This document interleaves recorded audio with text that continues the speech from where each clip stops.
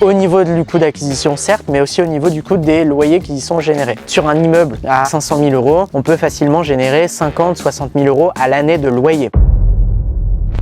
Bonjour à tous et bienvenue dans cette nouvelle vidéo dans laquelle nous allons voir comment investir dans les immeubles de rapport qui présentent à mon sens énormément d'avantages et c'est ce que nous allons voir ensemble. Mais avant toute chose, si ce n'est pas déjà fait, abonnez-vous à la chaîne YouTube pour ne rater aucune de mes futures vidéos sur l'investissement immobilier rentable. Alors pour qui est fait l'investissement dans les immeubles de rapport? Eh bien pas pour n'importe qui. On va exclure les débutants qui n'ont aucune connaissance en travaux, qui n'ont aucune connaissance dans l'investissement immobilier rentable puisqu'il y a énormément de composantes à maîtriser, que ce soit l'analyse terrain au travers de l'analyse charpente, toiture, plomberie, réseau électrique, au travers justement de la façade, au travers de différents éléments qui font que vous devez avoir obligatoirement une connaissance terrain intéressante. Vous devez aussi avoir les bons contacts, vous devez avoir une capacité d'emprunt supérieure à 250 000 parce qu'en dessous on ne trouve pas énormément de bonnes affaires dans les immeubles de rapport et vous devez aussi avoir un réseau intéressant d'artisans. Mais ce qu'il faut bien comprendre, c'est qu'il y a plus de gestion, c'est un investissement plus important,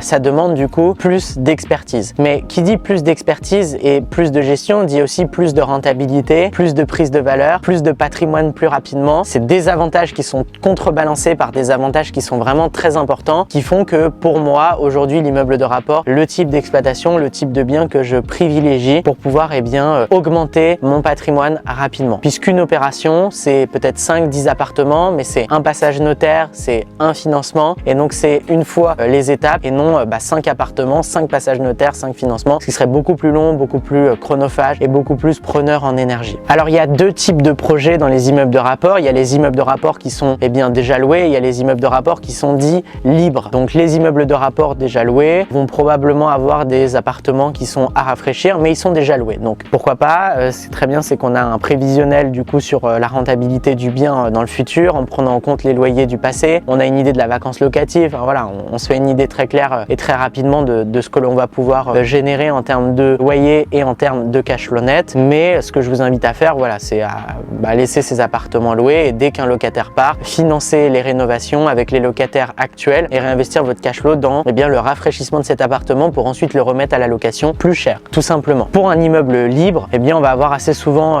des travaux directement qu'on financerait par la banque sans aucun souci et on va ensuite avoir à bien trouver des locataires. Donc on pourrait déjà faire une étude de marché avec des fausses annonces pour savoir si ça se loue ou non. Alors où investir lorsque l'on veut acquérir un immeuble de rapport? Ce qu'il faut bien comprendre, c'est que les immeubles de rapport dans des grandes villes sont quasiment impossibles à acheter puisque pas du tout rentables et il y a aussi très peu d'offres. Donc on va se concentrer du coup sur de la recherche par département et on va chercher en province. Ce qu'il faut bien comprendre, c'est que s'il y a plus de 10 000 habitants dans une ville ou un village et que vous n'arrivez pas à louer, c'est pas de la faute de la ville ou du village, c'est vraiment de votre faute puisque l'offre que vous proposez n'est pas assez haut de gamme, n'est pas assez différentielle. Donc ce qu'il va falloir faire, c'est quoi?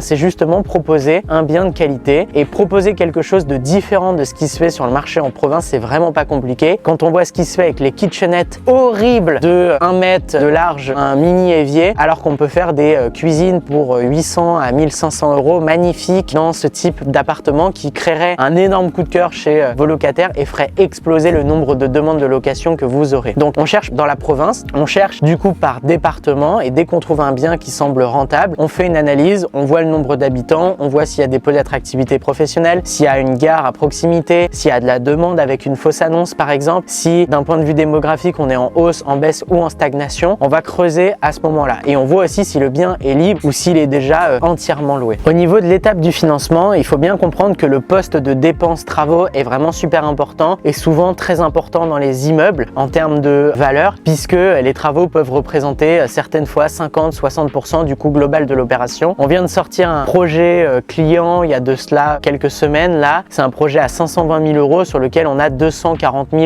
€ de travaux. Donc 520 000, 240 000, on est près des 50% justement de travaux sur le coût global de l'opération. C'est plus compliqué à financer et il faut en avoir conscience. Donc on va déjà prendre une marge de sécurité pour pallier les potentiels retards pour la livraison des travaux. euros. Donc on va faire un report de crédit vraiment important. Ça, c'est la première des choses. La deuxième des choses, c'est qu'on va prendre la durée maximale, puisque l'objectif, c'est d'avoir un maximum d'excédent pour pouvoir bien multiplier les opérations et avoir aussi cette marge de sécurité au niveau des loyers perçus par rapport aux dépenses qu'on a qui sont obligatoires, comme par exemple le crédit. Et au niveau de la fiscalité, on va en règle générale privilégier une SCI à l'IS, puisqu'on va pouvoir mixer location meublée, location nue, sans aucune différence fiscale. Ce sera la même fiscalité. Et la problématique en nom propre qu'on va avoir, c'est qu'on va atteindre des plafonds très rapidement, alors que de l'immeuble de rapport, c'est des montants tout de suite importants au niveau du coût d'acquisition, certes, mais aussi au niveau du coût des loyers qui y sont générés. Sur un immeuble à 500 000 euros, on peut facilement générer 50-60 000 euros à l'année de loyer. Donc on peut exploser en fait les plafonds du LMNP par exemple et passer en LMP. Et ce sera compliqué d'avoir tous nos biens par exemple en location meublée, alors qu'on va acheter un bien, une partie du bien qui sera potentiellement déjà loué et loué en nu. Donc on aurait une fiscalité en nu au début, ce qui serait pas du tout avantageux. Donc voilà, la SCI à l'IS, plus avantageux si on veut vraiment scaler son patrimoine. Si on veut des revenus à court terme, pourquoi pas, mais il faut faire attention justement au passage LMNP, LMP. Voilà, je pense vous avoir plus ou moins tout dit sur ce que j'avais prévu de vous dire aujourd'hui au niveau de l'immeuble de rapport, qui est pour moi un des types d'investissement préférés, puisqu'on a vraiment plein de bonnes affaires à faire, il y a peu de concurrence, on achète moins cher, on a